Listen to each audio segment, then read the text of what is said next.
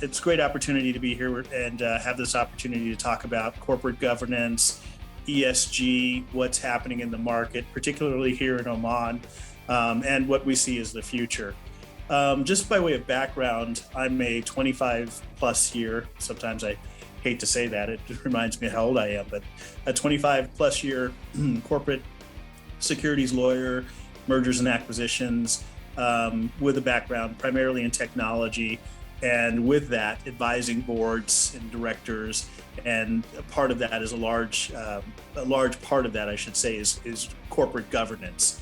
I've now spent roughly 12 years in the Middle East.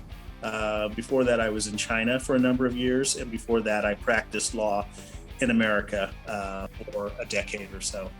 And what I find interesting, particularly about the context of the topic of corporate governance, and how that now is being related to ESG more specifically, is having practiced in those various jurisdictions, I've seen the evolution, if you will, of corporate governance and how that sort of fits into ESG. So to give you an example, back when I first started practice in the US, corporate social responsibility was just coming to the fore. We had a lot of big clients, in the nature of Microsoft or Starbucks and clients like that, who early on saw some element of shareholder value in the notion of corporate social responsibility. And that translated into elements of corporate governance as well.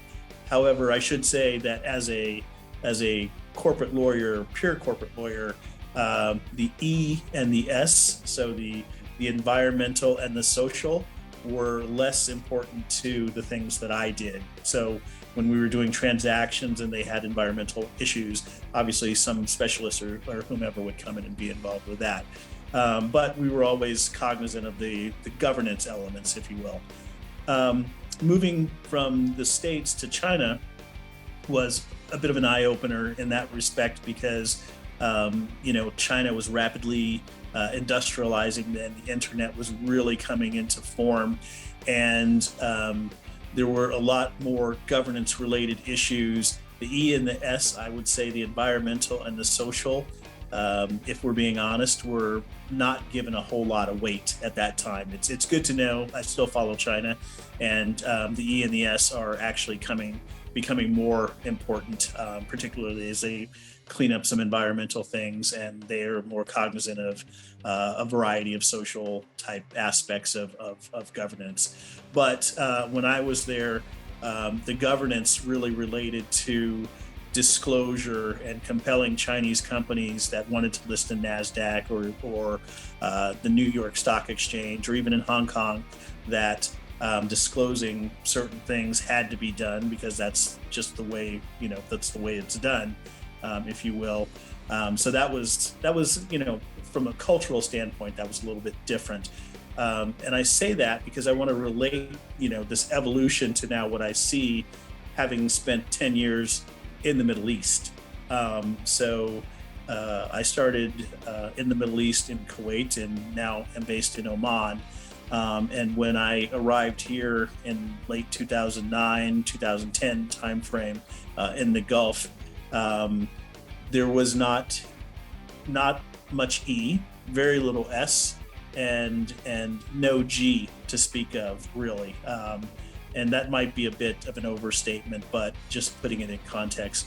But in the span of a decade, we've watched that the E and the S and the G grow tremendously, primarily by recognition of the fact that oil-based, fossil fuel-based economies will not always have that to rely on. And so we're watching diversification in the market. We're watching, companies like Petroleum Development Oman and OQ that are extremely active in the ESG arena, not only from a diversification standpoint in terms of diversifying, their workforces and diversifying their business mixes to help the broader economy, but also having a full awareness of the environmental aspects of what all that they do. Fortunately, being in the Gulf, some of the alternatives like solar, thermal, these kinds of energies do stand a chance of replacing traditional fossil fuels. And so I would say that the Gulf has a good chance in terms of the ES and the G. But let me just sort of round that out and bring it home to what we see now as a pure matter of corporate governance. About wow, time flies. 7 years ago, Oman released a what was then a cutting edge new code of corporate governance. What I found, having practiced all over the world, what I found remarkable about that is that one of the principles enshrined in the code was the idea of corporate social responsibility not being something that companies do when they feel like it's a good marketing ploy, but something that is required as being required by law, if you will, for you to be recognized as being a good corporate citizen. And so I found that remarkable. And I think whether they knew it or not, what they really did was transform the entire corporate, at least for public companies, environment from one of traditional stockholder-based capitalism and profit motive to one of fundamentally stakeholder-based, which is the essence of ESG in a lot of respects, and what is new in terms of corporate governance. So that was quite remarkable. And so in the last 5 to 7 years, we've watched that play out and become more prevalent in the way that companies behave from a governance standpoint. And to be fair, there's a lot of fluidity that I see between ESG, what most people picture that as, and pure corporate governance, what I would see as a corporate lawyer. Thankfully, those two are really converging, and I would look at the Code of Corporate Governance as being the primary impetus for making that happen, by putting so much responsibility or so much impetus on corporate social responsibility in the first instance, which is now translated into a very robust or becoming a very robust ESG sort of environment. Thank you for giving me this opportunity to present to you today, or to discuss with you corporate social responsibility, corporate governance, and ESG. I wish you all the best. Ciao.